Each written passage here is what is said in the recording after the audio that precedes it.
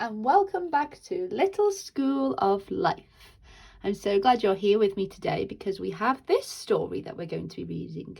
It's called Be More Bernard by Simon Philip and Kate Hindley.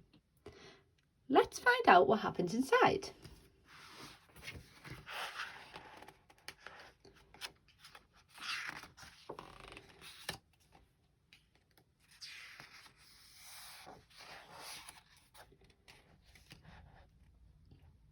I acted like a bunny should act.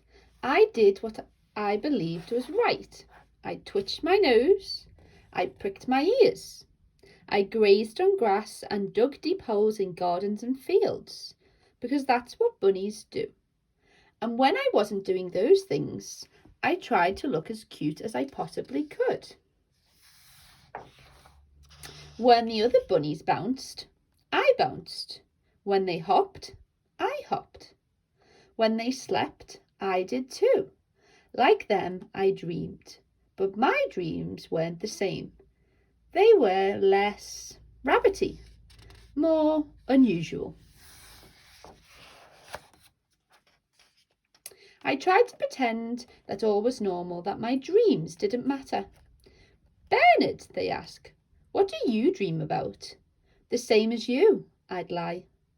Carrots, they'd ask. Yes, I'd lie again, the orange ones. They were terrible, terrible lies. Day after day, I continued my act, being the same as everyone else, twitching, digging, looking as cute as I possibly could. I ate more lettuce than any bunny should ever have to eat. The rest of them ate other things too, things that shouldn't be eaten. And that's where I drew the line. I can't do this anymore, I decided.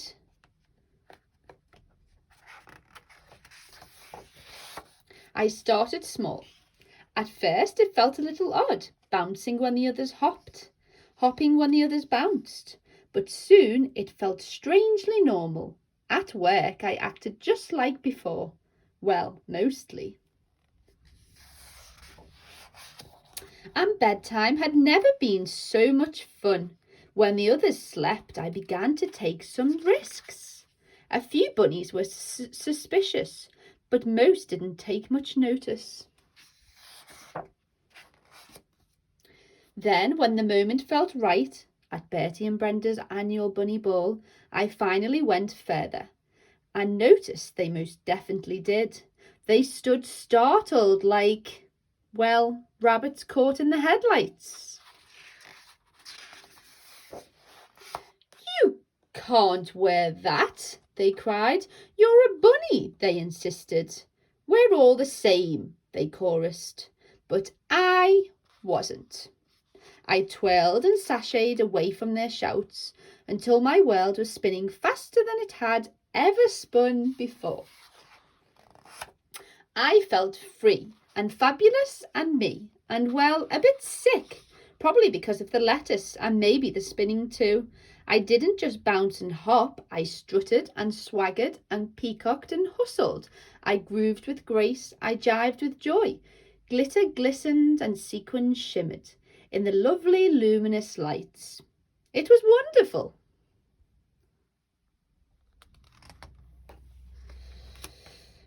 Most of the others were horrified, blinded by the twinkle of my toes and maybe the disco ball, possibly my outfit too. He stands out like a bunny at a disco, Brian cried. He is a bunny at a disco, Bonnie squealed.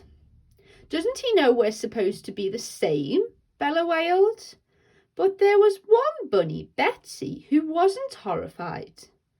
I like it, she said. It's different. Soon, Betsy was just as groovy and happy and different as me. It got the others thinking, and before I knew it, we were all as different as each other. Once we were all boogied out, we sat in happy silence. Then I asked the question I was desperate for them to answer. Do you really dream of carrots? I said. For a while nobody said a word, but eventually Brian spoke. I hate carrots, he said. I dream of cheese.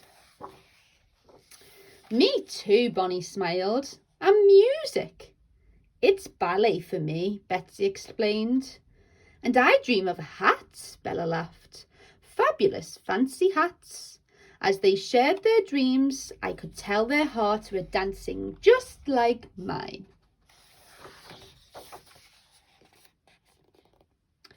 And so now, even though we're all the same in many ways, we can all agree that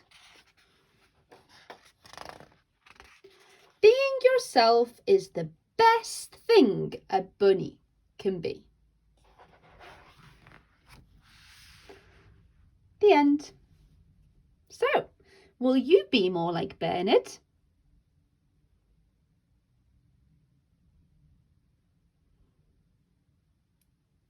Thanks for reading with me today, and I'll see you next time. Bye for now.